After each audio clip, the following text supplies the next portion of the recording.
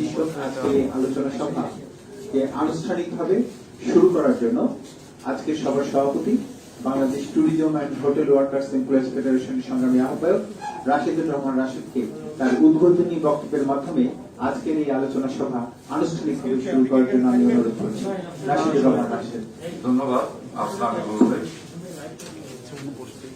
সম্মানিত আলোচক এবং অতিথিবৃন্দ, বিভিন্ন এলাকা থেকে আগত আমাদের সংগঠনের সম্মানিত নেতৃবৃন্দ, প্রিয় সাংবাদিক বন্ধুগণ, আপনাদের সবাইকে আমাদের প্রিয় সংগঠন পর্যটন শিল্পে নিয়োজিত 40 লাখ শ্রমিক অনুচ্ছেদকারীদের অধিকার আদায়ের একমাত্র সংগঠন Bangladesh tourism and hotels workers employees federation কেন্দ্রীয় কমিটির পক্ষ থেকে আপনাদের সবাই জানাই উষ্ণ শুভেচ্ছা ও আন্তরিক অভিনন্দন।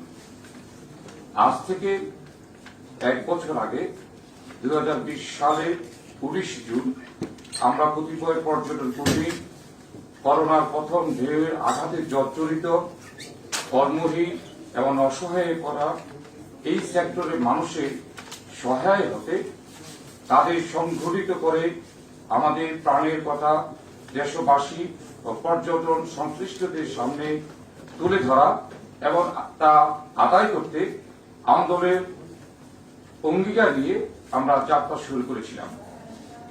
আজকে যখন আমরা বাজেট ভাবনা করোনাকালে বিপর্যস্ত পর্যটন খাত এবং পর্যটন শিল্পের শ্রমিক কর্মচারীদের সুরক্ষায় করণীয় শীর্ষক আলোচনা সভার আয়োজন করেছি, তখন দেশে করোনার দ্বিতীয় ঢেউ চলছে। এরপরে হয়তোবা তৃতীয় কিংবা চতুর্থ ঢেউ আসবে। বর্তমান সরকার গত 3রা জুন 2021-22 সালে অর্থবছরে ও দেশের ইতিহাসে 50তম বাজেট উপস্থাপন করেছেন।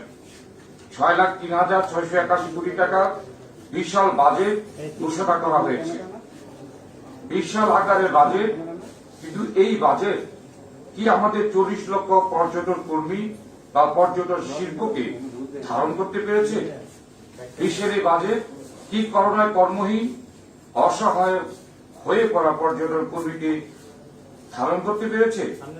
তাদের সুরক্ষায় কি কোন দিক নির্দেশনা হাজির করতে পেরেছে? আপনারা জানেন, বিশ্বে 10টি প্রধান কর্মসংস্থানের মধ্যে পর্যটন খাত একটি। সারা বিশ্বে প্রায় 31 কোটি মানুষ এই পেশায় নিয়োজিত। বিশ্ব জিডিপিতে পর্যটন খাতের অবদান প্রায় 10.4%। বাংলাদেশের অভ্যন্তরে প্রতি বছর প্রায় 90 থেকে 95 লক্ষ দেশি ও প্রায় 10 লক্ষ বিদেশি মানুষ ভ্রমণ করে। এই 1 কোটি মানুষের ভ্রমণ এবং বিনোদনকে নির্বিঘ্ন করতে আমাদের সেবার প্রত্যক্ষভাবে 15 লাখ, পরোক্ষভাবে প্রায় 23 লাখ পর্যটন কর্মী নিয়োজিত আছেন। আমাদের পোশাক ও স্মার্ট পরিচিতি উপস্থিতি দেখে হবে সবাই মনে করে আমরা মনে হয় কত সুখে আছি। সবাই আমাদের বাইরের পোশাক দেখে, কিন্তু ভিতরের অবস্থা কেউ জানার চেষ্টা করে না। আমরা এই করোনা কালে আমরা কি অবস্থায় আছি, কিভাবে পরিবার পরিজন নিয়ে চলছি, তা দেখার জন্য না আছে মালিকের ভূমিকা, না আছে সরকারের ভূমিকা। স্বাধীনতার এই 50 বছরে আমাদের নাম সরকারের শ্রম মন্ত্রণালয়ের খাতায় নেই। আমাদের নেই কোন মজুরি কাঠামো। প্রধানত বকশিস, টিপস বা সার্ভিস চার্জ হচ্ছে আমাদের আয়ের বা মজুরি প্রধান উৎস, যা অত্যন্ত অপমান এবং অসম্মানজনক। অথচ আমরা দেশের জিডিপিতে 4.7% এবং মোট কর্মসংস্থানের 5% ভূমিকা রাখছি। কিন্তু জাতীয় অর্থনীতি ও কর্মসংস্থানে এত গুরুত্বপূর্ণ ভূমিকা রাখার পরও করোনাকালীন দুঃসময়ে আমাদের পর্যটন কর্মীরা না পেল মালিকের সহায়তা, না পেল রাষ্ট্রের সহায়তা। উল্টো আমাদের শ্রমিকরা প্রতিনিয়ত ছাঁটাইয়ের শিকার হচ্ছেন।